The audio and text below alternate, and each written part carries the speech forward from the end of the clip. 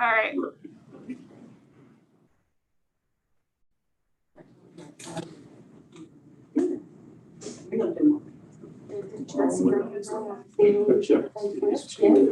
Finish processing. Everything went here. I believe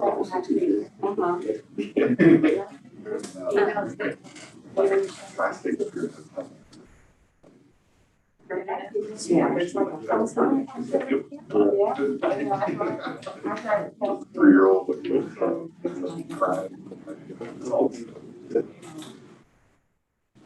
All right. All right. Well, I think we're ready, Nancy. all right.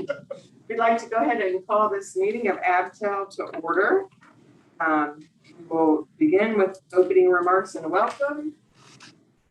Me or you, welcome. We do have a quorum. We have 9 of us here, so we are good to go. Next, I guess we will move on to the introduction of ABTEL members and guests. In attendance.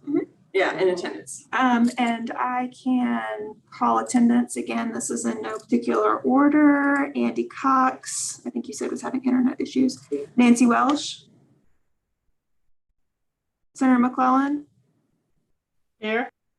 Andrew Dare. Here. Sarah Gross. Steve Whitten. Here. Peggy Schimler. Here. Nancy Bradley. Here. Selena Dickey. Here. Cardell Patillo. Here. Mary McIntyre. Here. Diane Stubbins. Here. Jennifer Andrews. Here. Tracy Mercier. Travis Burns. Here. Jessica Jones. Here. Gary Carter. Eric Maffa. Here. Delegate Van Valkenburg.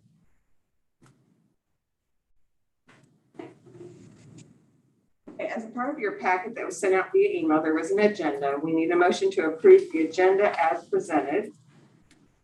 Steve Whitten, so moved. Jessica Jones, second. Okay. You have to do a roll call vote for this, I believe, right?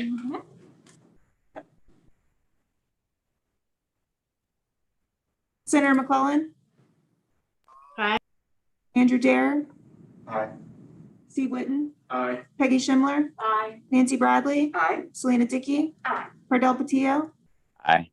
Mary McIntyre. Aye. Diane Stubbins. Aye. Jennifer Andrews. Aye. Travis Burns. He's here. Here. Jessica Jones. Aye. Eric Maffa. Eric Maffa. Okay, you also received a copy of the minutes from our last meeting on October 27th. We will need a motion to approve the minutes or any corrections or changes. So are there any changes to the minutes? Okay, so we need a motion to approve the minutes. Motion to approve. Eric Hoff. Seconded, sorry, seconded, Selena Dickey. Please provide your response. I'm sorry we have to do this. That is okay. Senator McClellan. Here. I'm sorry, yes. Andrew Dare. Yes. Steve Whitten. Yes. Peggy Schimler. Yes. Nancy Bradley. Aye. Selena Dickey. Yes. Cardell Patillo. Yes. Mary McIntyre. Yes. Diane Stubbins. Yes. Jennifer Andrews. Aye. Travis Burns. Travis. You lose it? I lost him. Jessica Jones Aye. and Eric Maffa. Okay, do we have any written public comment or anyone here in person to provide public comment? See anybody? So we will move on. All right, our next order of business is to call for nominations for the chairs of the Teacher Education Committee and the Licensure Committee. I have served as the Teacher Education Committee chair before, and we really just kind of helped with within meetings. We might lead a group or something like that, but it's not, it doesn't require a lot of extra effort. But anyhow, just to make sure that we have that under, in order. So first, I would like to call for nominations for the chair of the Teacher Education Committee. I would like to nominate Peggy Schimler to serve that role. Are there any other nominations?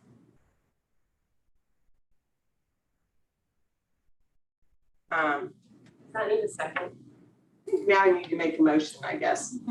Yeah, Well, she has to accept it first. okay. Oh, will you accept this nomination? Yes. Okay, so we need a motion to This is Jessica Jones. I move to close the floor to further nominations and accept the nomination by acclamation. Oh, good job, Jessica. it's awesome. Thank I you. second.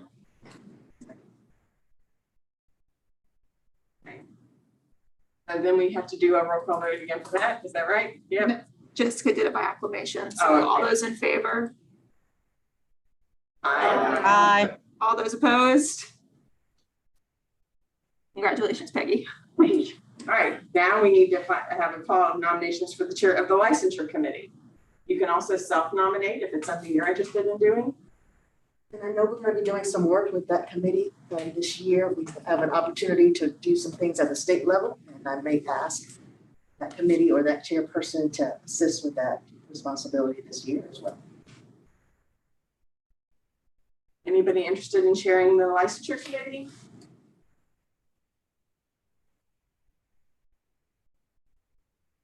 It's going to be fun. Yes. Okay, all right. I would like to nominate Eric Moffett to chair the licensure committee. Are there any other nominations? Jessica, do your thing. Move to close the floor to further nominations and accept the nomination of Eric by acclamation. Take a second. Second. Congratulations.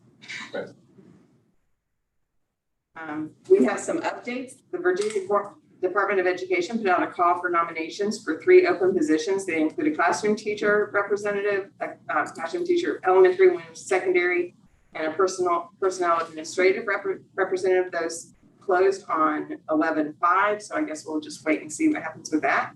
Sure, I can update as well. That's next. Oh, you can go on. Yeah, go ahead. Sure, they closed on 11/5. Actually, we received quite a few nominations and recommendations and have moved forward 3 names. The board will review those at this week's November 18th meeting, and those 3 new applicants will join us in January. Jen, do you also have updates on the Board of Education? So again, thank ABTEL for their work. We have moved forward your recommendations regarding the pass rates, pass scores for the math, middle school, and chemistry. The board will review those this week as well.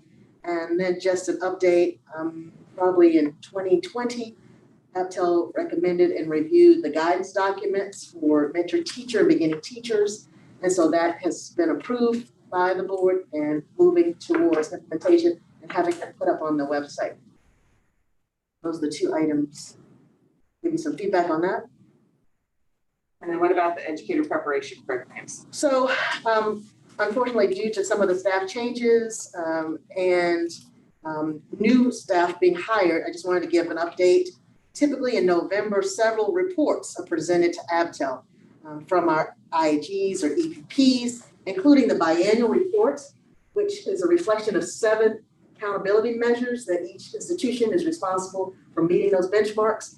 And so because of the staffing change, as well as the hire of a new data specialist that's now going to be in another department, that is being delayed. And so hopefully by January, we'll bring the results of those biannual reports and the annual EPP profile report also. We're trying to create and work with producing that in a new dashboard. So hopefully in January, we'll preview that as well. And endorsements. So there are quite a few new endorsements continuing on in the vein to expand pathways at the undergrad and graduate levels. And so because again of changes in staffing, we're going to be hearing about some of those that we were able to get through in the part 1 phase. And then part 2 will be in January where you'll hear more. So normally we present all of those at the same time, But because of all the staff changes and system changes, we're going to break that up to try to give us some time to prepare. It's quite a few, so be prepared for that. But we'll be moving some of those forward today and then in January. Critical shortage, same scenario. But did want to put a note here that in the past, the critical shortage area report was generated from the ABTEL report. And now we are implementing a new data collection assessment, the position and exit survey that we mentioned before here. And so that will be finalized this year. And I would like for us to take a look at the new data that we received from that and compare it with the previous year to see what that looks like. And again, this will be the first year that we're collecting exit information. Why educators have either left the school division or left their position. So I'd like to look at that next year when we have a little bit more time to look at that data. Just updates. I have a question. On the agenda, but also what she was just saying, it says that the recommendation for a passing score for chemistry is going to be taken to the Board of Ed, and we had tabled that. Oh, we did? Okay. So that is correct. So we don't have a recommendation for that. Correct. I just wanted to clarify. Thank you. I think the minutes were correct, so that wasn't, that was just mine. Thank you. We will now move on to our action agenda. We do have 3 items to vote on today. 2 of the items are related to passing Praxis scores for teaching, reading, and reading specialists. I will ask Maggie Timmons to share these items with you. So, sorry, Maggie. Good morning, everyone. We have 2 more Praxis tests to review, similar to what we did at the last meeting. Malik is here in person and is also being joined by a colleague of his at ETS. And then we also have on the line Jill Nogaris, who is a content specialist here at the DOE. She also sat in on our panel for the RVE. The reason these are different, the tests that we did last time were content praxis tests. The tests that we're reviewing today are actually the RVE tests, what were known as the RVE tests here.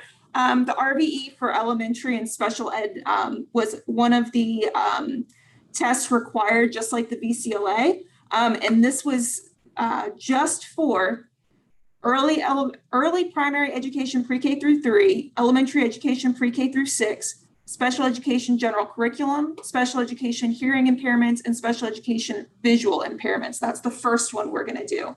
The second one we're going to do is for the reading specialist endorsement. So this first one, again, is the elementary test with the special ed. And I'm going to hand it over to Malik and share my screen for his presentation.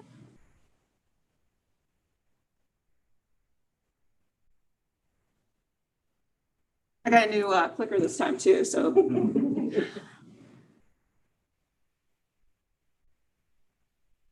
As Maggie mentioned, my colleague David Dickerman, oh, you see him right here. He's on the line as well.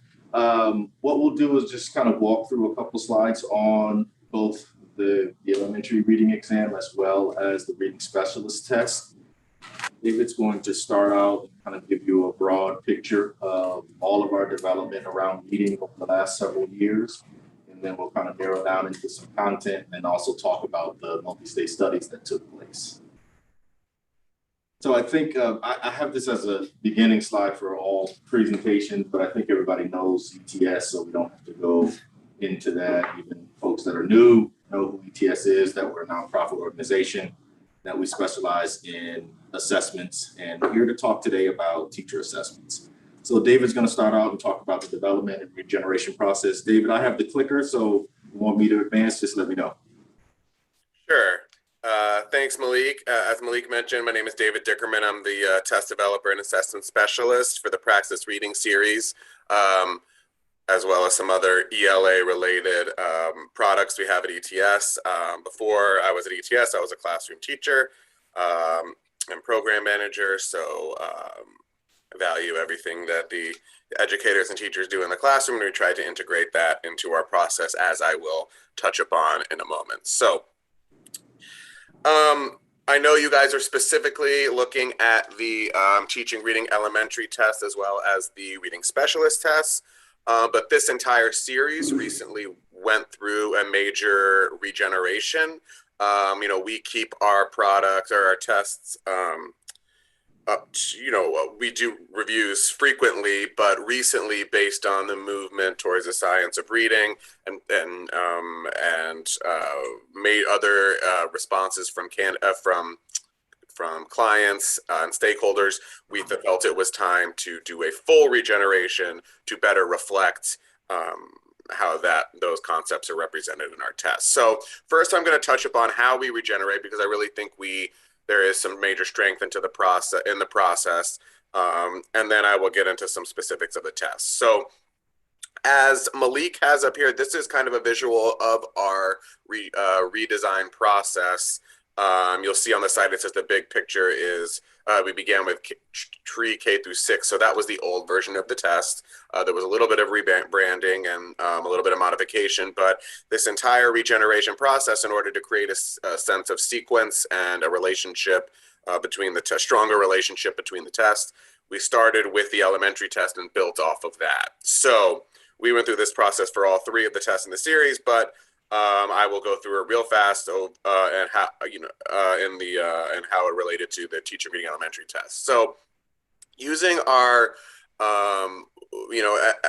research in the field and our former in our old version of the test, we review national standards to sketch new statements. That's our first step. We do that internally. And then we refine those statements with a local, what we call a national advisory committee. Obviously, it's not national because at this point it's local, but ultimately it will be national, which I'll get to in a moment. And so those are just educators in the area that we can just kind of bring in for a day or two and see if we're on the right track. Teacher, reading specialist, researcher, teacher, reading educator, researcher. And so once we meet with them, we have some experts, both internal and external researchers, review the statements to make sure they're complete and accurate. And then we revise them once again internally to incorporate that. And so the next part, after we do a survey of current teachers and faculty in the schools, as well as a survey of our clients. We have a lot of stakeholders in this for this test, so we really try to meet as many of them. Of course, I try to satisfy as many of their needs as possible, both teachers as well as clients, which are usually departments of ed like yourselves. So after that, it's what we have now is our full national advisory committee, where we do a lot of things. So we pull acting teachers, researchers, teachers, educators that are currently practicing in the field. We bring them to ETS for a weekend, and we do a lot of things. We flesh out the specifications. We decide how. We look at content categories. We talk about supporting materials. We may look at items. We talk about how the test should break down in regards to how much content should be in each domain. Pretty much, we put, we're there as facilitators and guides, but we really put this in the hands of the people on the front lines. And I mean, I really enjoy this part of the process, seeing educators connect, but I think this is a strong part of our process. And then once we do that, we create the standards and flesh them out a bit so we can inform item writers with what content we want and how many items. Then we finalize the specification internally as well as with a standing committee of individuals. And then we create a document with graphics that is available on our website. You may have it already, and we'll touch upon it later in this presentation. But it shows kind of general knowledge about this test, an example of specifications, some sample questions, and everything you need to know. So that's a general overview of the process. It takes quite some time because, again, we really value this process and want to have as many people voice their thoughts in the process. So I just wanted to put this slide up because, as I mentioned, the science of reading is a research-driven body of work, looking at how the brain, what happens to the brain during reading instruction, and we wanted to make it clear to our clients and to people like yourselves that this is what the foundation of our belief in reading is going forward. This is what we've discussed with educators and the approach we take. So I'm sure any educators in the room, I'm sure, are familiar with the science of reading and the National Reading Panel, which identified the 5 main components of effective reading instruction. And, just the idea that we're moving away from the idea that learning to read is a natural process, like learning to speak, that children can just get through exposure. It has to be done through explicit systematic instruction, and that generally is something phonics based and based on the science of reading. Phonics is just one part of it, but and it's not a one size fits all strategy. So while the content is broken down by the big 5 content areas, there are multiple approaches to teaching within that content. So our test is a content test, but of course there are pedagogical procedures that are appropriate or not appropriate, that sync with this content. So I just wanted to share that as our approach on the understanding of reading. Malik, you can move forward. So the Praxis Reading Elementary Test. So it focuses on the knowledge and skills, and this is the new version of the test that we're going to be talking about today, the regenerated version. It focuses on the knowledge and skills needed to support reading and writing development through 6th grade. We felt that writing and reading, while writing does have its own section, we felt that was too intertwined with the process of learning how to read to really separate or to really make its own test. So we feel like it's appropriate to be put here. And as I mentioned, it's structured around the 5 components of effective reading instruction. So if you're familiar with our last test, that was all in there, but now we have broken it down in the test. Each domain is one of the 5 essential components, and then pedagogical understanding is kind of included within that. And also, again, the relationship between reading and writing instruction.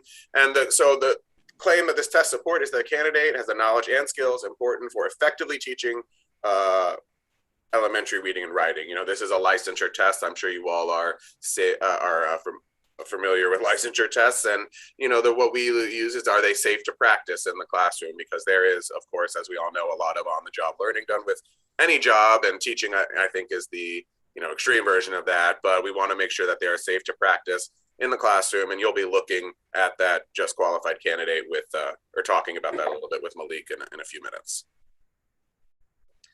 And so I know you're looking at the reading specialist test too, so I just kind of wanted to highlight a little bit how they're different. So this is a K through 12 test that is deeper in knowledge and skills a little bit. There is some content overlap, but it is generally in the context of coaching or mentoring, which is kind of a responsibility that we felt and our committee felt more on the reading specialist side of things than the classroom teacher. It's intended for individuals who have advanced preparation and are looking for that kind of next step in their career. So the assumption is that they will have taken, most likely, not always, but most likely taken the elementary test or some other certification test. And this would kind of be after that to get that additional specialist degree.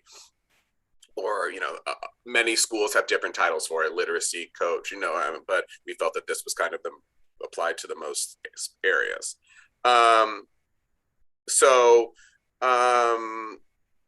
You know what, I'm going to touch upon this, the rest of this later, Malik. And just the claim it supports is that it's safe, it has the knowledge and skills important for safe and instructive beginning practice as a reading specialist literacy leader. So we know that that's a bit,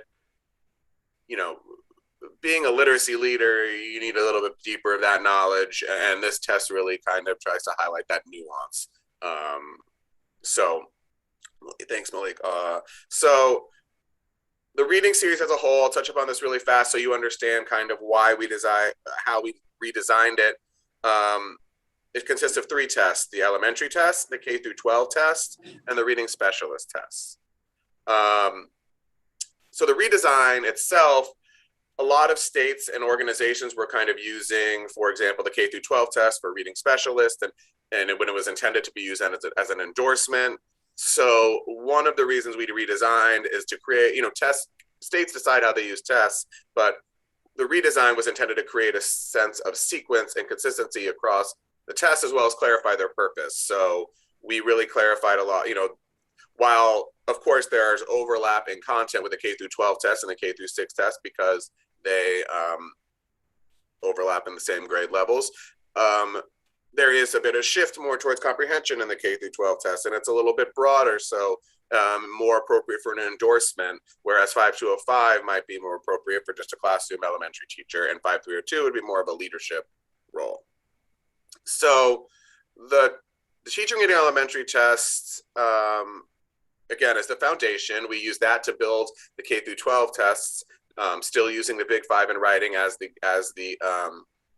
foundation, but kind of including those gaps and foundation, like addressing how you deal with gaps with foundational knowledge with older students, as well as in higher grades. And again, the reading specialist is usually for a master's level teacher with some experience. So that is a test. So I'll get to questions in a moment. I know I'm talking very fast. I apologize, but we'll get to a break in a minute for questions. So a lot of times people ask kind of what has changed from our old version of the test to the new version of the test. And the answer is a lot. So of course we regularly update to reflect current research and terminology related to science reading. We're pulling out things about learning styles because the research has, talked about more learning preferences than styles. So we always update that. Of course, movement towards the science of reading and research-based techniques. We're always aware of that kind of thing, and it's a moving target. So we constantly revisit to make sure that this is all still accurate.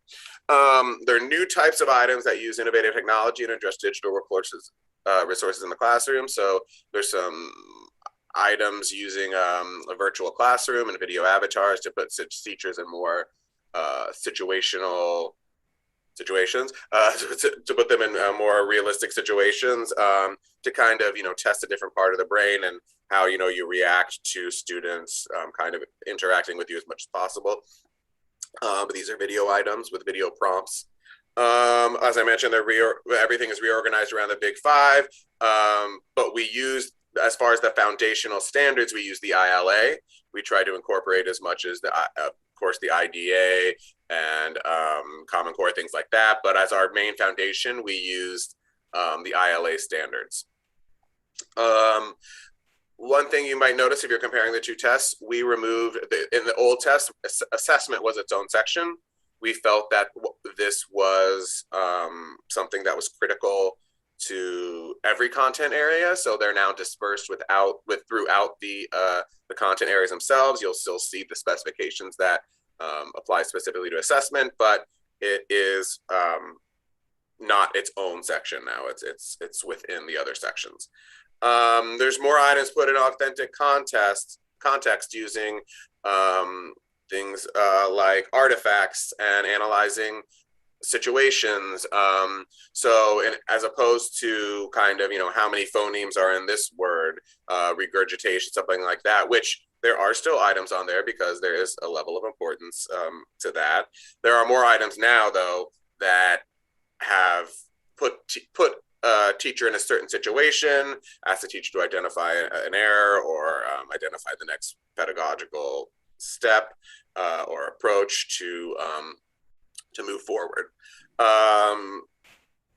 So I mentioned the more scenario-based items and questioning and complex tests, and also there's increased focus on ELs and students with diverse needs. I think I just want to point out a lot of that is touched upon in our About This Test section, but they're not pulled out in every section, the ELs and the diverse needs, because we felt that again, we kept our specifications broad because we wanted to include these people or these groups with the rest of the population, because we felt, while there are specific items on ELs and students with needs and the correct approaches with them, we felt that, a lot of this is kind of on a spectrum, and good teaching is good teaching. And so we have items that use the context of ELs, but they're not necessarily, you won't see them called out in our specs because we often refer to all learners and all populations,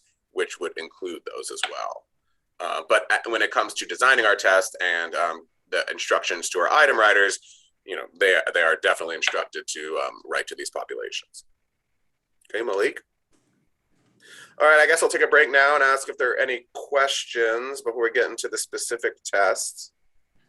David, I don't know if you can see Dr. Johnson. She has a question. Yes, I see one hand. Yep, go ahead. Sure, thank you. Your slide on how things are changing or have changed, does that also relate to the specialist? Yes. So you'll see, and I'll get to a moment, kind of how our the specialist test breaks down a little bit because we didn't want to be redundant, and there's also more focus on leadership and professional learning.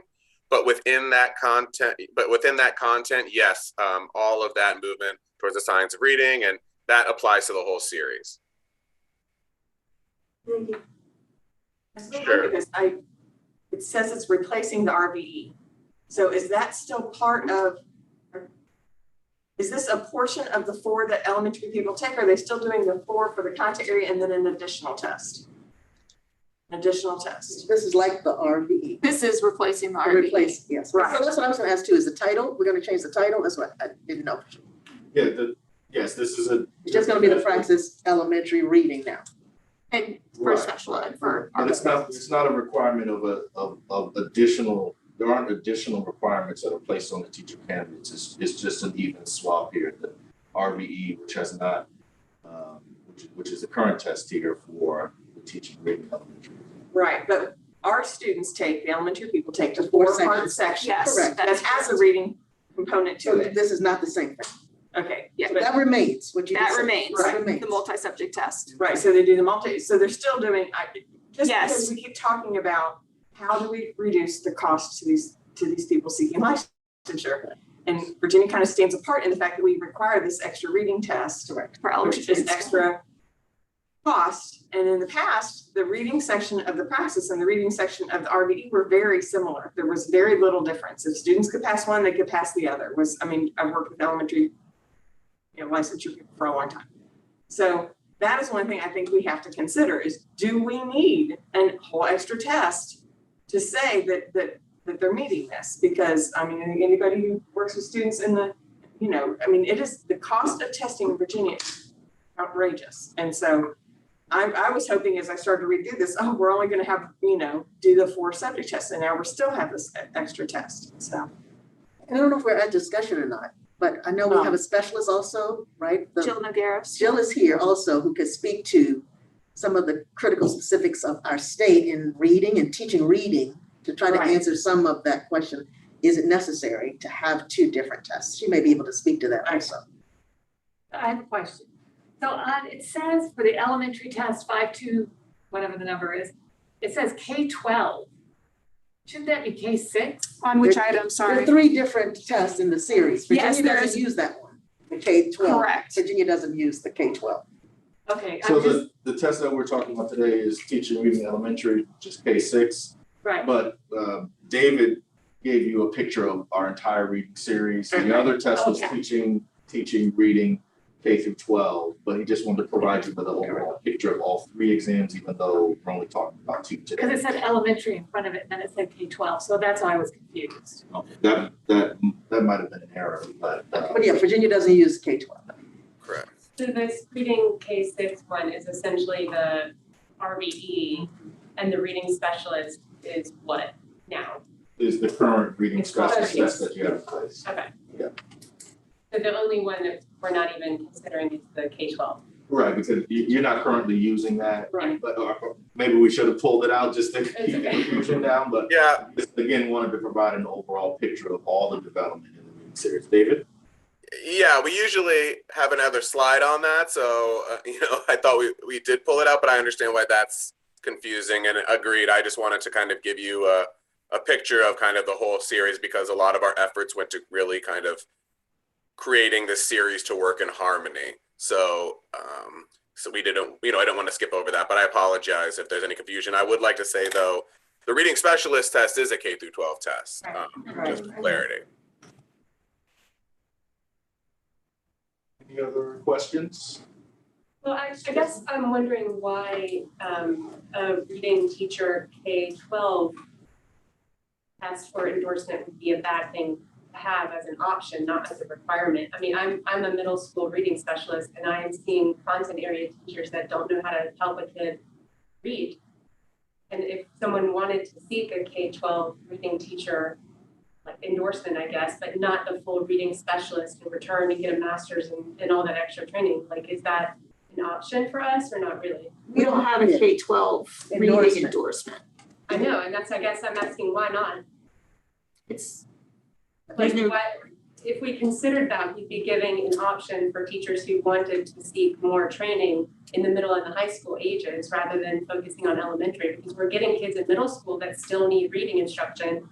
And they, you know, reading specialists are in short supply, or maybe the division will hire them, but as an option to Virginia educators to try to seek So I that. guess I would just clarify, right? This is an assessment, right, that's used to demonstrate skills so that it leads to special endorsement or special credentials, right? So elementary and special ed use it to demonstrate they have strong skills in that area. And then the specialist is for that advanced level, which does give you a broader certification. And typically it's someone that has already been in an initial program and has those skills. So your concern about preparation is a little different from having an assessment for it, right? You see that difference? Mhm. So it doesn't mean that Virginia doesn't value that, or we couldn't value that in other ways, right? But having an assessment, right, is a different issue, which requires a different money, et cetera. And at this time, we don't have an endorsement that would fuel that.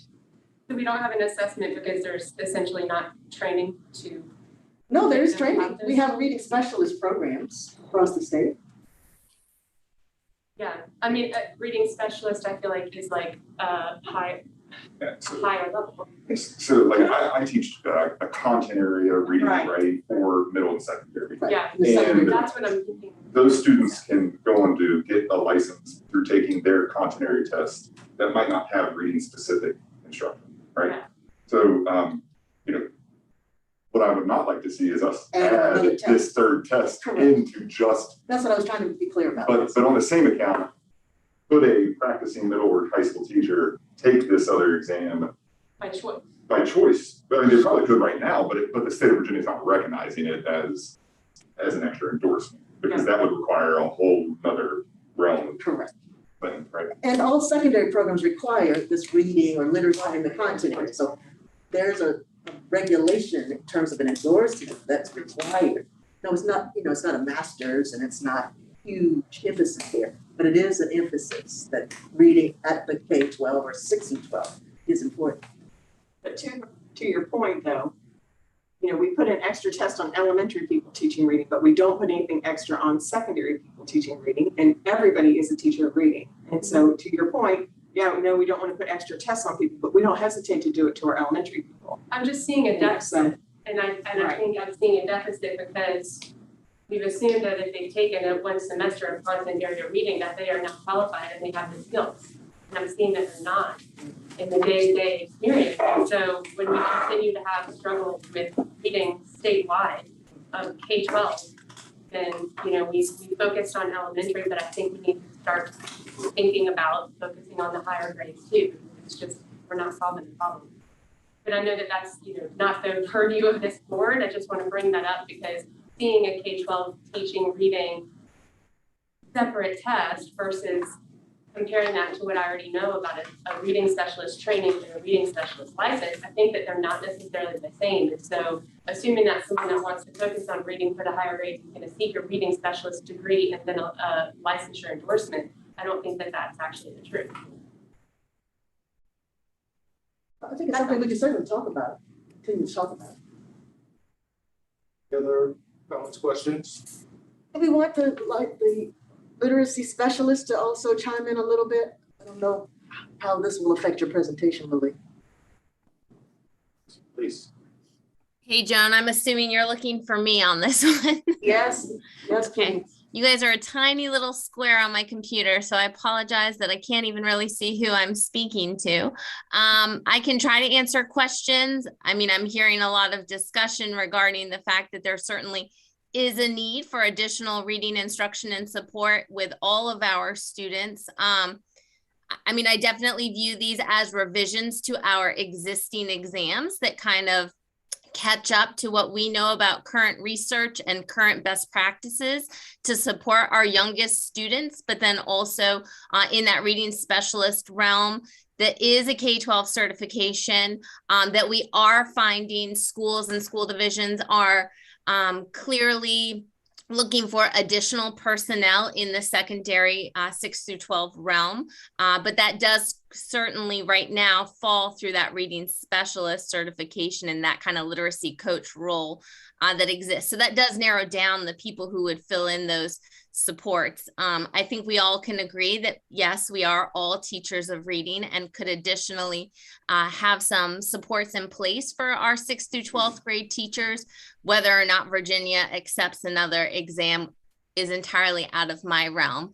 But if I can answer specific questions, I'm happy to do so. I guess address the concern, is there a need to have a separate reading assessment for our elementary in addition to the elementary content that's already covered in the 4 sections in the traditional Praxis 2 for elementary? And I'm not sure if you're that familiar. I think I remember you served on some of the standard setting or served in some capacity there. I was not on the 4-part elementary portion, so I don't know that I can speak to that. So I don't know if that one is aligned to the current research that David was speaking about that is specifically evident in this round of regeneration. I do think that what you'll see in this round of regeneration is important moving forward. So if the 4-part addresses that, that would be wonderful, but I do not have that information. I only sat on the 2 we're discussing today.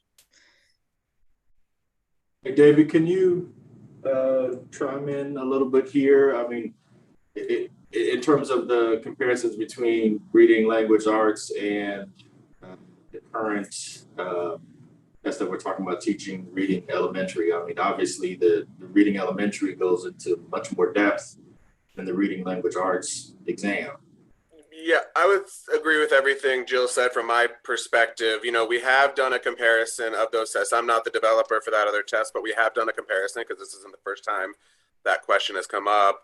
And while, yes, the content, there is a match in content, it's yes, as you mentioned, goes significantly into more depth in the 5205 test that we're talking about, just because, again, it's just real estate, right? This test is focused on reading instruction, where that's just a smaller section of a larger test, if I'm understanding the test that you're talking about.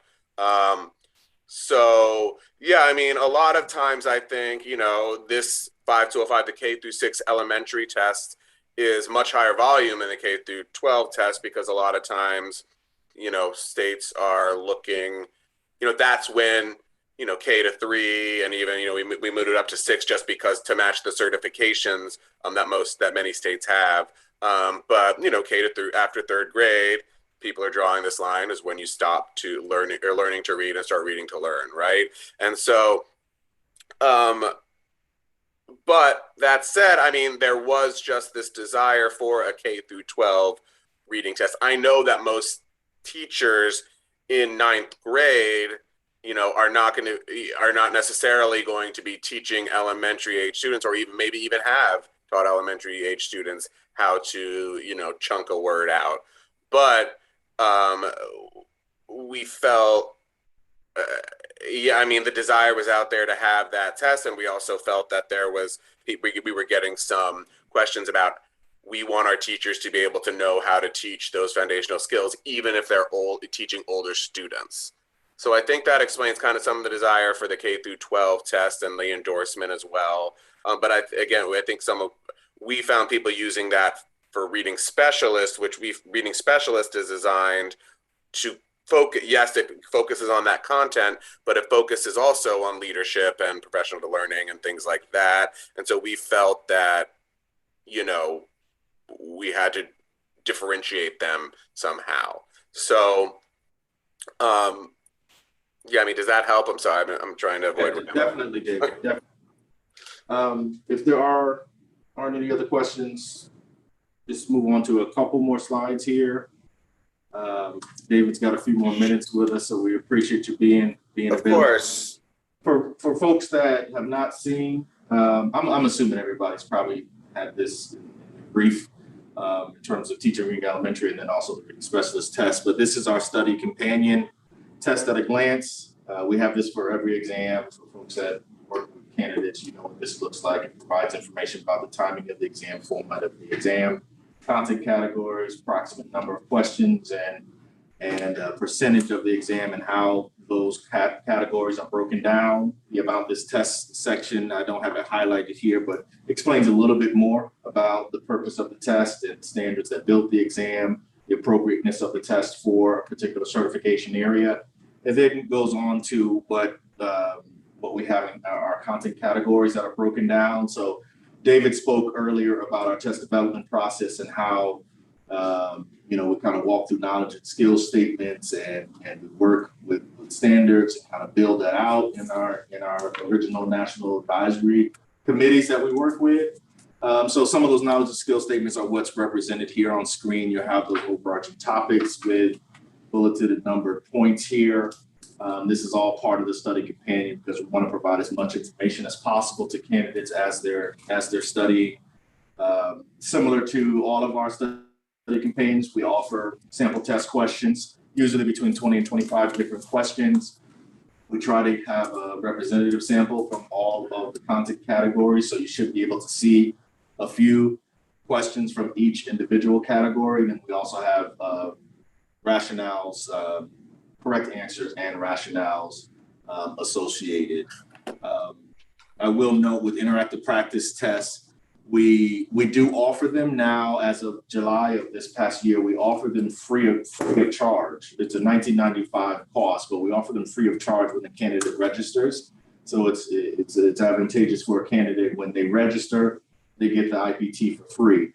But if the candidate doesn't want to take the exam for a couple of years and just wants to familiarize themselves with the content, then we still have this available at $19.95. But again, they get it free when they register for the test. And this is an opportunity for them to be very familiar with and get very intimate with sample questions that will be similar to what they'll see on testing day. There's a timer, there's a way to toggle back and forth between questions. So it really simulates the environment that a candidate will have on testing day. So we have that. Yes, ma'am. If they're paying for the test, why couldn't that be free? Why is there an additional charge for the review? So if they're paying for the test, this is free.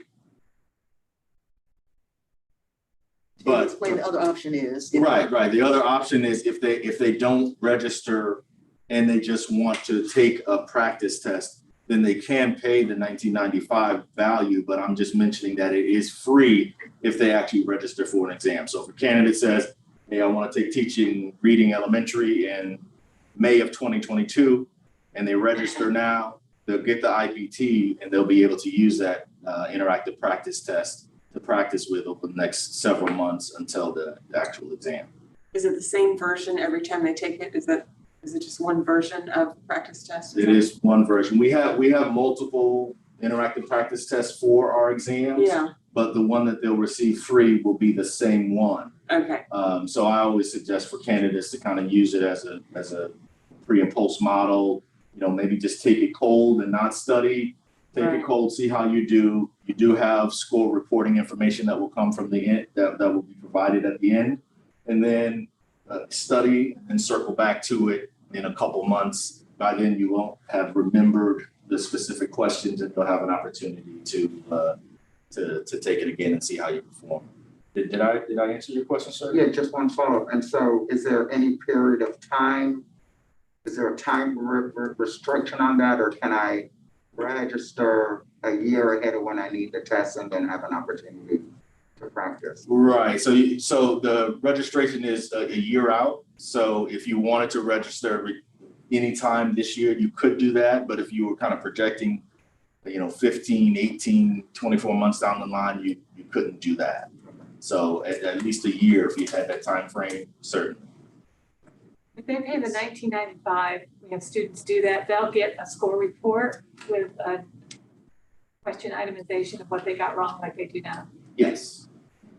So it'll be similar to what folks see on actual school reports. You have an overarching kind of breakdown. Here's a number of correct answers. Here's a number of incorrect answers. Then it will break down by category. And that's what's really helpful, in my opinion, for candidates to be able to see what categories they're strong in and what categories they need to improve. And then they can kind of focus their study in that way. If they purchase, I know we're hitting this hard, but anyhow, if they purchase the practice test, do they get multiple tests? Or is it still just the exact same one you get when you register and you get it for free? So that's a good question. We have multiple ones. I think within the registration system. Yeah. Like if I went into the registration system and purchased an IBT, it'll give me form 1 of the IBT. Okay. And then if I wanted to try another one and I purchased another one, it would give me a different form because it would recognize that it already gave me one. Okay. All right. Yeah. But if there are ever any issues with that, you can certainly reach out to I'm us. just trying to figure out to recommend to students whether it's better to purchase it and use it to practice, or is it better just to go and register? Like if you get multiple versions, they might say, well, that might be worth my $19.95 if I had 3 different versions of the test I could practice with. So just, Right. Yeah. So if a candidate registered and received an IPT and they wanted to practice with another one, I would suggest just making sure if they wanted to reach out to me or reach out to ETS and say, I used this particular form, I'd like to purchase another one, we can certainly set that up. So you Yes, said ma'am. a year, do you need a calendar year or 365 days, an academic year or 365 days? Well, 12 months, but our testing year runs from September 1 until August 31st of the next year. Yeah, and I applied for accommodation for college board for my students, so I certainly know that they can't transfer. I realize that's a different thing. They can't transfer registration from one year to another. So that's why it's not like if you registered in June for the test, let's say there was a test before the end of August, would you have access to that practice test for a year? Or would you just have so many months for January? No, if you registered in January or June, you would have access to that IPT for however long you needed it. Given that once you open it up, you have 90 days to use the product. Oh. So you have The 90 days? you have about 3 months to use the product once you open it up. Okay. Any other questions? Okay, so Sorry, I think I just processed what somebody just said in terms of the 3 months versus a year. Yes. So they have to take it within 3 months? What No, I once- heard them say was that once you register for the RPT and you open it up, you sometimes you have turn it off and back on again if you haven't used it. 90 days to then use that practice test. I thought he told you. Okay, so with the IPT, once you actually access, you have the codes. So if you register for an exam, you'll receive a free IPT. You'll have a code to use. Right. Once you actually access that code, then you have 90 days to use that code. But you could hold on to that code for several months and use it down the line if you wanted to. But once you access it, you have 90 days to But if use you're it. using it as a pre and post test, let's say it's September and I want to test in May. So I register now for May. I take the test, the practice test now to see how I do. And then I want to take it again further down the road, closer to May. But I have to pay for, that's more than 90 days, but I have to then pay another, pay $19.95 to be able to use it again. Well, in that case, you would kind of set your pre and post up to make sure that, if you took it on day 1, that you would take it on day 89 or 90. Okay, so that's my point though. It's not, you don't have access to it for a year once you've opened it, right? No. You have 90 days Correct. from the first time you enter it until your last day of access. I think for me, I mean, I'm asking these questions from a place just because we talk often about the high cost of the testing. And then, now folks are gonna have to pay, to access a practice test or potentially pay to access a practice test depending on how far ahead they want to prep. And so I'm just trying to think of just some concerns that folks might have with the optics of that or how to make it most accommodating to folks. So that's just, I think, why, at least for me, why, I'm just kind of honed in on this. One final question is, if somebody wants to take it ahead and they pay the 19, do they get a credit towards their test, their fees for the test, or is that? No, but let me just give you a quick picture here. Before July, candidates had to pay the $19.95 regardless. And the Praxis program decided to provide that as a free offering. So as of July 2021, we've made it free for candidates to access the IBT, which they had to pay $19.95 prior to. So that's a $20 value that we're providing candidates that they didn't have before July. So I just want to make sure that's clear that it wasn't that way in June, and now it is. So that is an offering that candidates didn't have that they now do have. Just to So you're we do saying they should pay, oh, sorry.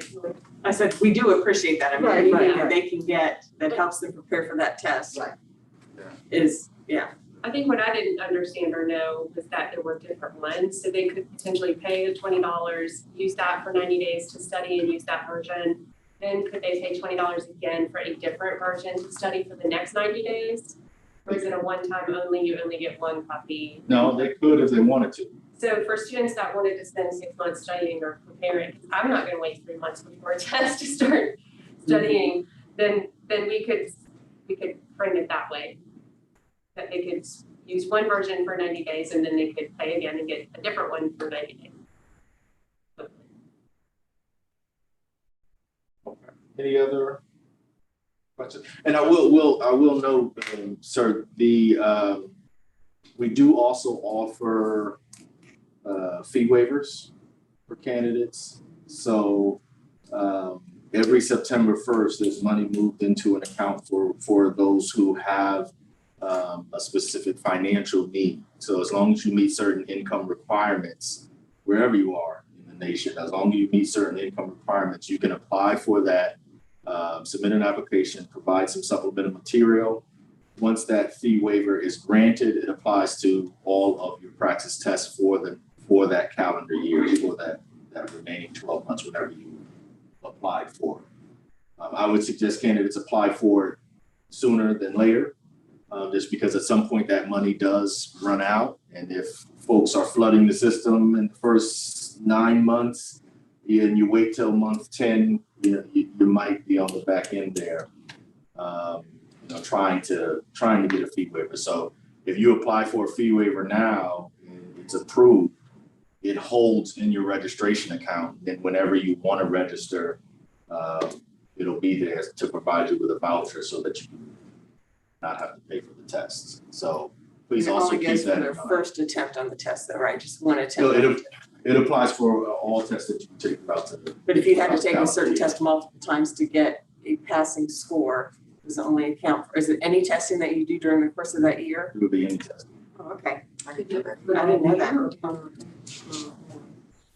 Malik, did you point out that there was also kind of like a mini form within the materials that we provide as well? The tag, there's also like a 30 item, 20 to 30 items, I believe there that go into with rationales, and that also are provided for studying purposes as well.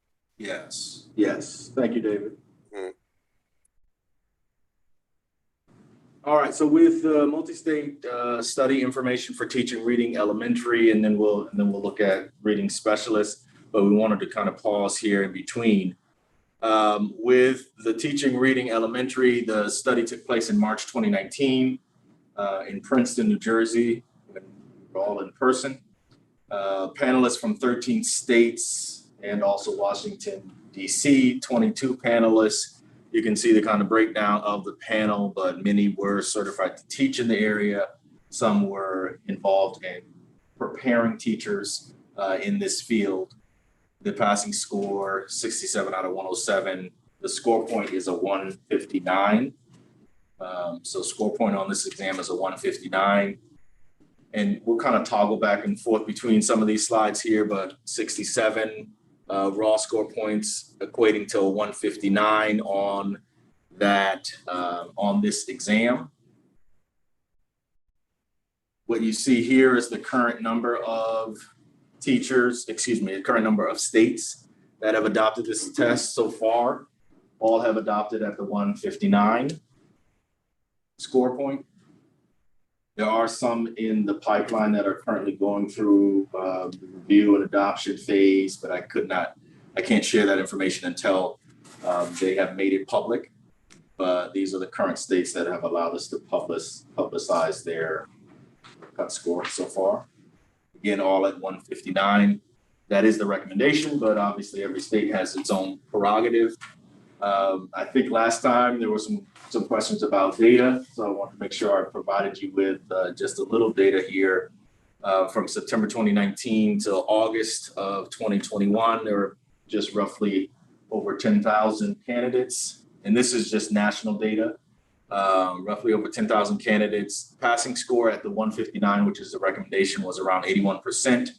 And I provided you with the 165 cut score, which is one SEM above. So one score point above would be around 56%. So you see the dramatic difference there as you increase a cut score. But the recommended cut score right now is around 80, in terms of passing, is around 81% nationally. So we can pause right there. And as we talk about appropriate score points, both David and I were on the call this summer. Jill and Maggie were all on the call this summer, working with some folks here as they took a look at actual items on the exam, which is a little different than what we're doing today. We did offer Virginia an opportunity to look at several items on the actual test and have some in-depth discussions around both this exam and also the reading specialist test. So the current recommendation, again, 159. Just trying to read the room in terms of what you feel is appropriate. We need to take each of these separately. Yes. And so let's go ahead and open up discussion. We thank you for your report on the elementary reading 5205 test. Thank you to Mr. McKinley and Mr. Dickman. Does anyone have any questions for them regarding these passing scores? What are your thoughts? I have a question, Dr. Bradley, for the teacher prep people. Is your experience that only 80% of your students pass? Are your pass rates similar to the national pass rates now on these types of theory or reading exams? Or do they have higher rate of struggle? I get tired. My students. Yeah, my students, and I've been in a couple different institutions, have not had a lot of trouble in passing their reading tests. So I don't know if that just goes back to preparation, because reading is, I'm a literacy person, so that's my passion. But I've had very few students who haven't passed these tests on the first try. And we ensure sequencing, right, of when we recommend when they take the test. Typically, they have taken enough reading, literacy, writing courses before they take the test. So I agree. Most of them are high. Yeah, it depends on also when they take it in their program. Some programs require it to take it before they're admitted into some of their methods classes. And it just varies by program. But we had a pretty high pass rate at Longwood. The students who struggled with the VRE also were struggling with all of it. Right, that's pretty It's not specific to the VRE. If we have them take it after their second reading class, they pass at pretty high rates. If they take it before and they want to get it over with, that's when we see that they don't pass, and then they take the reading class, then they usually pass. I agree with that 100%. A lot of it depends on the timing of when they choose to take it. We've also had success with making sure they have the classes and the knowledge they need before they take the test. It's been pretty successful. Did I miss how this compares to what the current scores pass score is? We got that.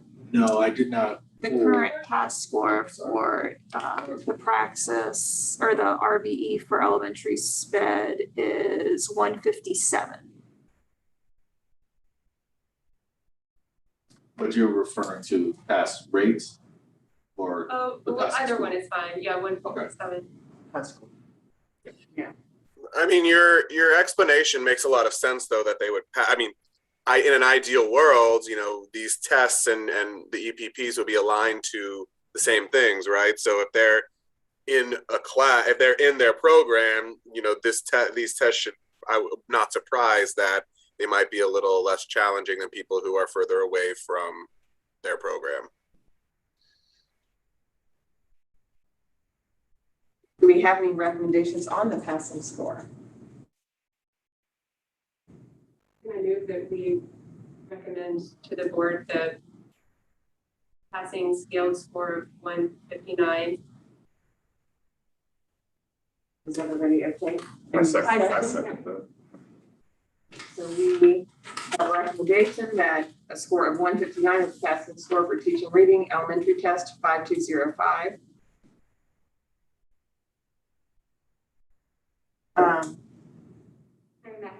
Oh, sorry. I'm sorry, yeah. And then it was seconded by Eric. All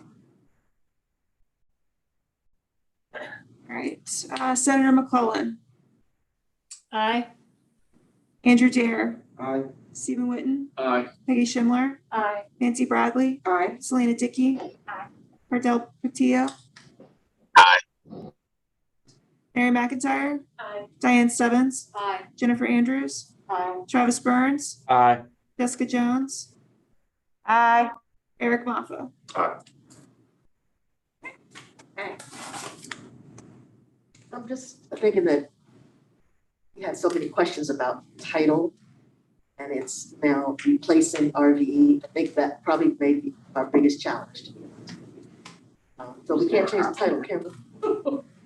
We can't change the title, right? It is confusing because they've taken the two sections. That's what I'm saying. And in the past, the RVE in that reading session, I mean, they may say they were very, very similar.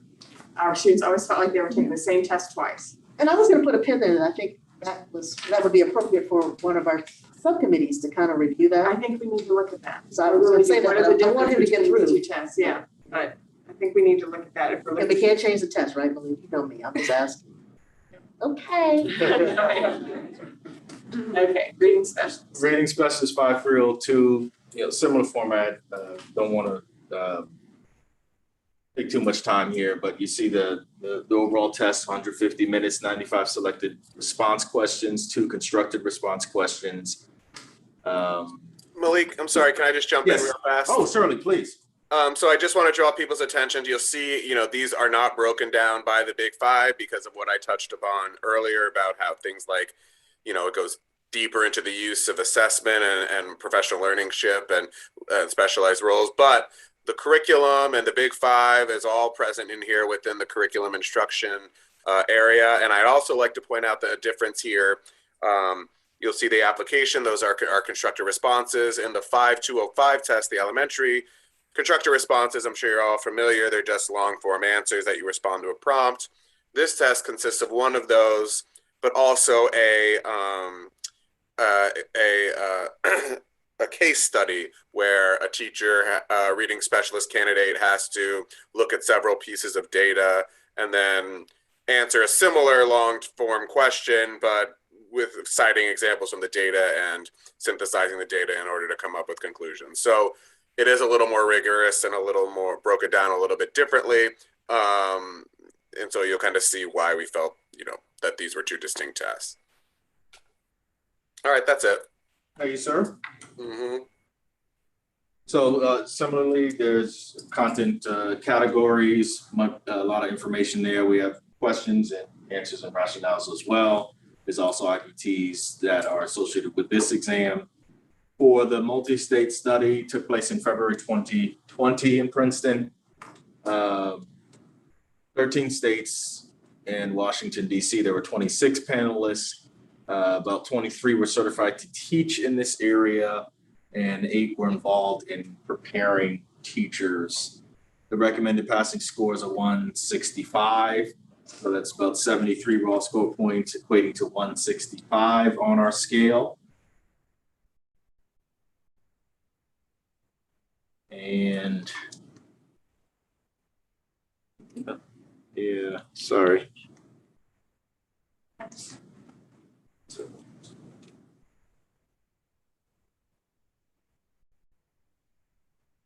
So with the current reading specialist test, you see the number of states that are using this exam.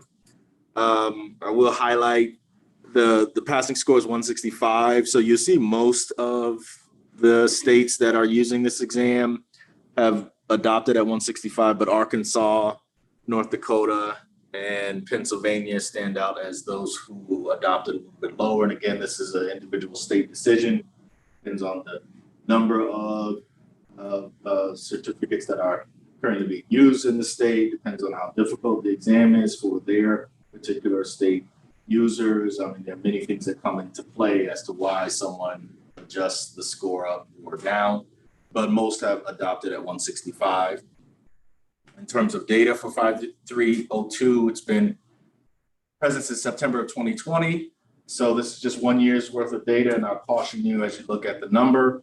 195 candidates. In terms of the passing rate at 165, 57%, passing rate at 160, 73%, passing rate at 154, 86%. And those are a couple score points below the recommendation. But again, this is less than 200 candidates, so you have to take that into account here. And I believe a part of the conversation we had this summer was that there were some conversation around the recommendation and whether it should be at 165 or not. But overall, that is the recommendation from the multi-state standard setting panel. So again, we have most states at 165. And you see the current data here as well. And that's about it here. There was only 200 candidates in 1 year. Yes. Oh, no, it's okay. I have a question really for Joan or Maggie, and that's in the state of Virginia, the reading specialist endorsement is for someone with a graduate degree, master's degree, correct? Correct, and 3 years teaching experience. And do we see this national data? Do you know that other states, it's also at that level as far as people taking this test? Most do have to have a graduate degree. If that's your question, yes. Mm-hmm. Yes. Yes, that was the design. Was our reading specialists would likely have and already have taken the other tests in order to acquire their degree. Okay, thank you for clarifying. Well, again, thank you, Mr. McKinley, Mr. Dickerman, for your report. Are there any other questions about the passing score for reading test, for the reading specialist test for 5302? Questions or comments? I have a question. Is there a shortage of reading specialists in Virginia? It is not one of the critical shortage areas as reported on the sheet that we do every summer, but we obviously have need for reading teachers across the state. I have a comment, maybe somewhat related. When I took the practice back in 2016, whatever, I was like twice as old as all the other candidates. And literally, it's harder for me to do the synthesis question, scrolling with the documents and typing and everything. And I'm thinking most of our candidates who take this, who have a master's degree and years of teaching experience, who are going back to get a reading specialist degree, maybe aren't taking a lot of standardized tests online the way that these practices are offered. And it may factor into in terms of how much we want these candidates to succeed in this aspect of the endorsement requirement. That maybe it would be appropriate to have a score like 160 or something, have more of them instead of warning ones who are going through.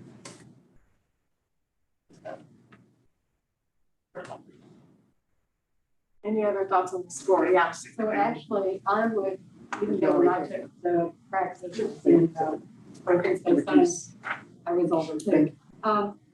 The SOL tests are actually structured in such a way that students are pretty adept, at least in my school division, at what managing, you know, like here's the reading prompt and here's the question, which I would find it difficult. If I want to have like, yeah, I'm used to paper tests too, but that I find that our kids are actually pretty adept at doing that. So it depends also on your experience. Technology. Technologically adept they are. Oh, my students. Very good. Yeah.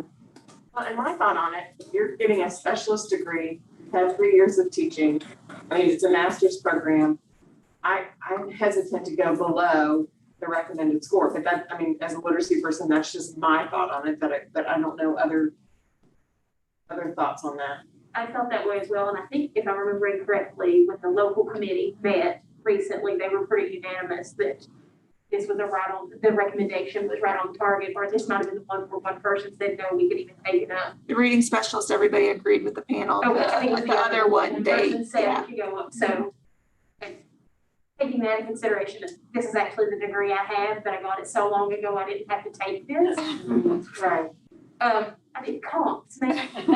So I don't know if I can officially say it, but I would think we should accept the recommended passing score. Okay, so do we have a motion to recommend the passing score of 165 on the reading specialist test 5302?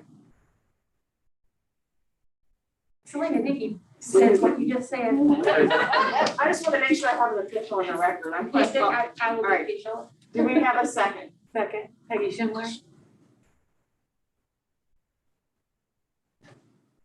Senator McClellan. Oh, she stepped out. I apologize. Andrew Dare. Aye. Steve Whitten. Yes. Peggy Schindler. Aye. Nancy Bradley. Aye. Selena Dickey. Aye. Pardell Patillo. Mary McIntyre. Aye. Diane Stebbins. Aye. Jennifer Andrews. Aye. Travis Burns. Aye. Jessica Jones. Aye. Eric Moffa.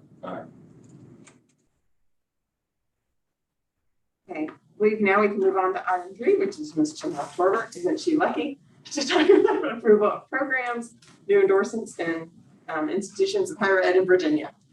Yeah, just wanted to say thank you. Oh, thank you. I'm sorry. You And, should thank you my both. colleague Yeah, David, he's thank gonna you guys. head on Thank you out, both but I of just you. want to let you know, David, we appreciate you being here with us this morning. My pleasure. I'm always here for any follow-ups if anyone needs it. We Okay. really do appreciate the work that you put into sharing this with us. It really does help in our discussions. And we appreciate you coming in person this time. Yes. Yeah, and I'm gonna leave, for folks that work directly with teacher candidates, Yes. there's a lot of ways that we can work together. It not only in reading, but in all subject areas. So we'd love to work with faculty, we'd love to work with teacher candidates. So I'm gonna leave my business cards right here in front. If you wanna reach out, please feel free. All of our services are free of charge, so there'll be there's no cost for us to come to campus or do virtual meetings or work with faculty or whatever it may be. So please just keep that in mind as you're. We will going back to your definitely do that. institutions. Yes, sir. Wait, Question. Yes, sir. This has nothing to do with the test. How are the panelists chosen for these tests, to develop the test? What I'm getting at, and I noticed this the last time, the percentage of minorities is very low on these panels. And I know in Virginia, we're really working hard to get minorities into education and males, but I don't see that reflected in the makeup of the panels. Is that, to me, that's a little bit of a concern. We're having a hard time hiring minority teachers. They're just not there. So it just kind of concerns me that these panels are heavily one way. Well, I'd note that that's a concern for us as well. When we work with our national advisory committees, when we work with our multi-state study committees that set passing scores, we do outreach to all states that are involved in the process.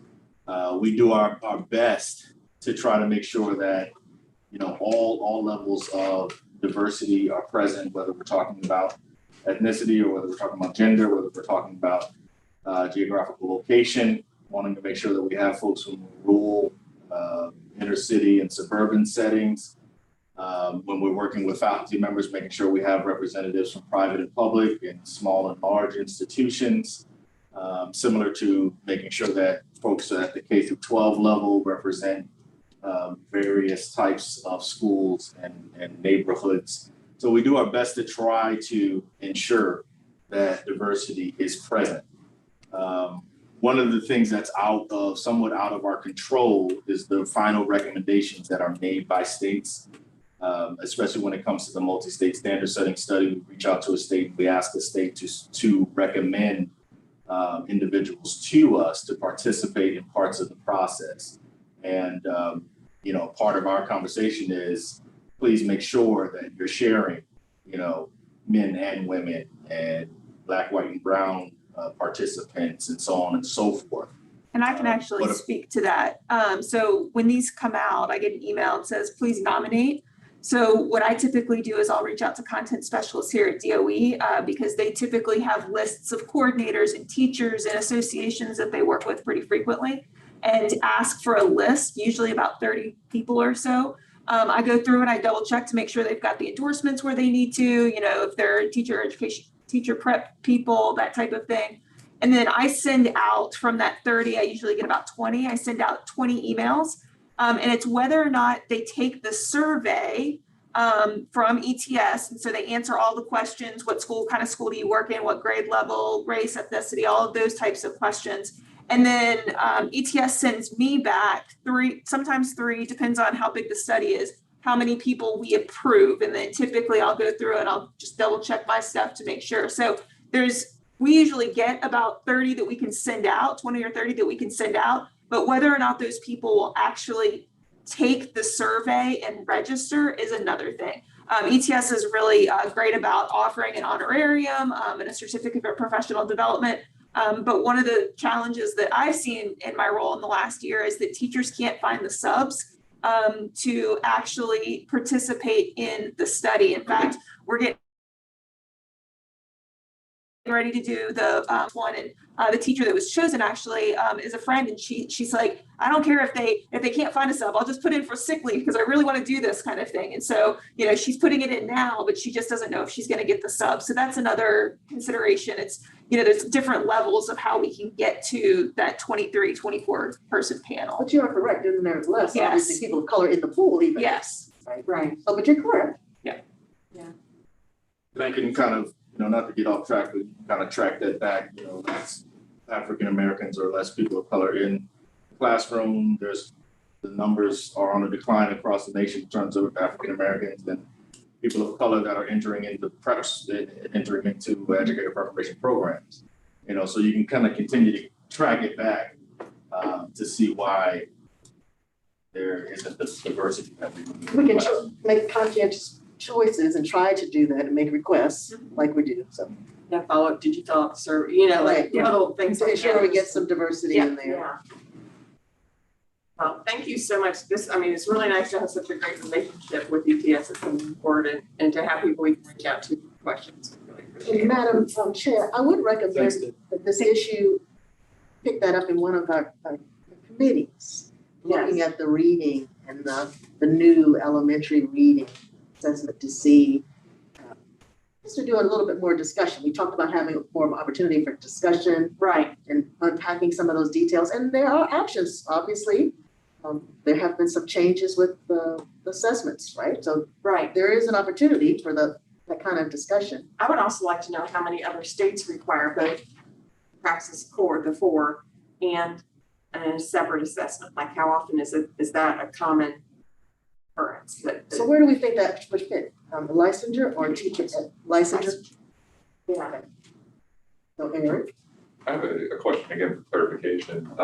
In the state of Virginia, are the processes now that the Board of Education sets the standards for, or sets the assessment requirements? So if we ever wanted to alter what used to be the RBE, it starts here, and we make the recommendation. Just like you're making a recommendation for the cut school, right? But then the board will confirm it, really approve it. Thank you. But so now you as the chair of the licensure committee, suggesting that committee maybe unpack this a little bit, potentially bring up some recommendations in the future. Yeah, you're really entrusting a lot of power. But you have help with that because being elementary literacy people, we can, you know, you can help with looking into that and comparing. And bringing in someone from the BDOE that's a licensure person, also has that experience with the K through 12 expectations. Yeah, I think it's something we need to look at, I really do. Okay, now, moving on to item 3, recommendations to approve new education endorsement programs at the institutions of higher education. So we will turn this over to Janelle is our person for this. Good morning, everyone. Good morning. Annually, EPPs are allowed to submit new education endorsement programs. Requests are to be made by March 31st. EPPs submit a letter of request, rationale, along with supporting documentation, written documentation of school divisions' demand data, as well as institutional and school division support for that request of the program. At that point, DOE content specialists review the request for new education endorsement programs. Program endorsement competencies based on the regulations governing the review and approval of education programs in Virginia are verified through the review of course descriptions, along with syllabi to determine the alignment with each of the competencies required, including supervised classroom instructions. The matrices outlining the endorsement competencies are aligned with the coursework that meet those competencies. So today I will present to you for your approval 20 programs that have been submitted in March of 2021. First, we have Averett University, Special Education General Curriculum, Elementary Ed K-12 add-on endorsement, undergraduate and graduate. Special Education General Curriculum, Middle Education grades 6 to 8 add-on endorsement, undergraduate. Special Education General Curriculum, Secondary grades 6 through 12 add-on endorsement, undergraduate and graduate. James Madison University, Special Education General Curriculum, Elementary Education K-6 add-on endorsement, undergraduate and graduate. Special Educational General Curriculum, Middle Education grades 6 through 8 add-on endorsement, undergraduate and graduate. Special Education General Curriculum, Secondary Education grades 6 through 12 add-on endorsement, undergraduate and graduate. Old Dominion University, Middle Education 6 through 8 science only, undergraduate. Bradford University, Early Childhood for 3 years old and 4-year-olds, add-on endorsement, graduate. University of Lynchburg, Early Childhood for 3-year-olds and 4-year-olds, add-on endorsement, graduate. University of Richmond, Dance Arts PK-12, graduate. Theater Arts PK-12, graduate. Visual Arts PK-12, graduate. Virginia Commonwealth University, Special Education Early Childhood, birth through age 5, undergraduate. And lastly, Virginia Tech, Career and Technical Education, Business and Information Technology, undergraduate, Career and Technical Education, Marketing Education, undergraduate. Those are the 20 programs at this time that we will be asking for your approval. Any discussion about the approval of these programs? If I remember properly, in the past, we've had to vote on each one individually. Am I correct about that? Because then you have to recuse yourself. Right, then you recuse yourself if you are. And I could be wrong on this. I thought for the ones where there are institutional representatives, we would vote on those individually, so those folks could recuse, and then do one vote for all of the options. That's right. That's right. I'm so glad you're here, Dr. Yes. Yeah, so I know I would have to recuse myself from the vote on Virginia Tech. Are there any others? And then VCU, we would have to vote on separately. Are there any others where they feel like you need to recuse yourself from the vote for those? So we could have a motion to vote on Averett, James Madison, Old Dominion, Radford University, University of Lynchburg, University of Richmond, all at one time, correct? Correct. And then we'll do separately VCU and Virginia Tech. Okay, so do we have a motion to approve the programs at Averett University, James Madison University, Old Dominion University, Bradford University, University of Lynchburg, and University of Richmond? Any similar, I so Jessica Jones. Second. Okay. And then we'll, do we need to do a roll call vote on that? Yes. Senator, what's your name? Andrew Dare, Aye. Stephen Witten, Aye. Peggy Schindler, Aye. Nancy Bradley, Aye. Selena Dickey, Aye. Perdell Patillo. Did we lose him? Mary McIntyre, Aye. Diane Stebbins, Aye. Jennifer Andrews, Aye. Travis Burns, Aye. Jessica Jones, Aye. Eric Moffa. Okay, now we need a motion to approve the program from Virginia Commonwealth University. You have a second? Second, Jennifer Andrews.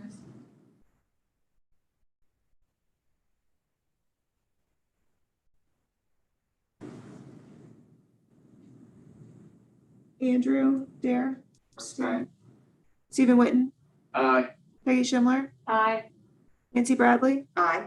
Selena Dickey, Aye. Perdell Patillo, Mary McIntyre, Aye. Diane Stebbins, Aye. Jennifer Andrews, Aye. Travis Burns, Aye. Jessica Jones, Aye. Eric Moffa. Now we need a motion to approve the programs from Virginia Tech. So moved. But you can wait a second.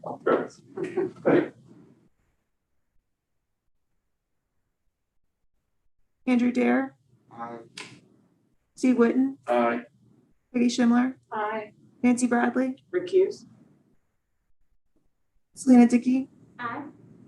Perdell Patillo, Mary McIntyre, Aye. Diane Stebbins, Aye. Jennifer Andrews, Aye. Travis Burns, Aye. Jessica Jones, Aye. Eric Moffa.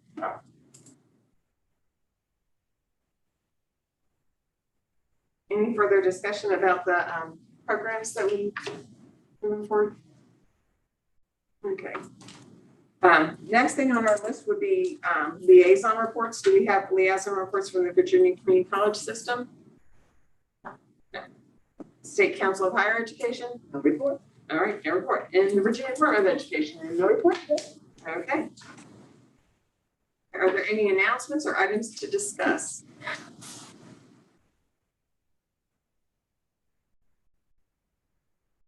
Yes. Just a question about the committee meetings. Will we continue meeting here at James Monroe, or will we go back to a hotel in the area? I mean, I don't know if that needs to be discussed now, or if that's just. We were meeting here, obviously, because we have small numbers Right. compared to the cost of going to another venue. Normally we would have the full group. And that's fine. I mean, I don't mind meeting here. My concern is the parking. I requested to park in the building, and I know it's trivial, but I have a really hard time with my knees. I do have a handicap sticker, and I was denied request to park in this building because we're considered visitors. We are a state committee. I don't consider us really a visitor to this building, and we're all educators. So we can take that back and make sure, because especially because of your handicap, I don't know if that was communicated, the handicap. It was. And like I said, you know, and I know it's trivial. I'm not that handicapped that I couldn't get up this hill this morning, but it was and I may not be the only one, but I was just saying it's an easier parking here in the building, but I talked to Alice, and she ran through all the protocols, and it was given to her that we could not, as a committee, park in this building as we're considered visitors. So that's correct. As you know, that's why we have to have security actually bring you up. So especially with the COVID restrictions, there's really limited access to this building. But we certainly can try. If you have a handicap or another special need, especially, I think we can try that first. Steve, I agree with everything said, except I don't think it's true. Thank you. I mean, I can move around, but it's just, That's fine. I can't get that surgery right yet, so, you know, just kind of having to do what I need to do. I apologize. No, don't apologize. No. I understand the protocols and everything. I really do. I had good friends walking up the hill, so we were taking our time this morning and just having a good time catching up. It does make me wonder if more people would attend if we were in the other location. If avoiding the downtown traffic and the parking hassle and the stress. I mean, I get stressed out coming into downtown, so, you know. No, I'm laughing because I agree. No, I've circled the block like 4 times this morning. It's easier to get through, it's, the parking is easier, it's more accessible physically for our members, and, you know, if we could get back there, I would prefer that, but I may not be in the majority. I also think it allows better connection among members. We get more opportunity to interact with one another and to, you know, to face in a face-to-face situation. Yeah, so I think the more we can encourage. Do you know how long we'll be allowed to have a link for people to join virtually, or is that going to be kind of a standard practice for ABTEL? I think it's standard now. Is it? I like it. I think it gives us a lot of options. Now, my other thing is, how do you like the electronic mailings versus the hard copies? That saves us. I'm fine with that. Save a tree and some money. Yeah, yeah, and energy takes a lot of time. Yeah. Well, good feedback. Good feedback. So, of course, we'll try and see if the numbers support the cost, though, right? It's really about the cost. But thank you for your feedback. Now, we're a little early. I would like to say that we have lunch, but we're a little early today, so I can go down and check. And I know Andrew may have to leave. So we want to thank him so much for being with us today. I will go and check and see if the lunch has been delivered. We're a little early, so probably not. So maybe give us a couple minutes to check on that. Sorry? Adjourn. Yeah, we still need to. Yeah. Can we have a motion to adjourn?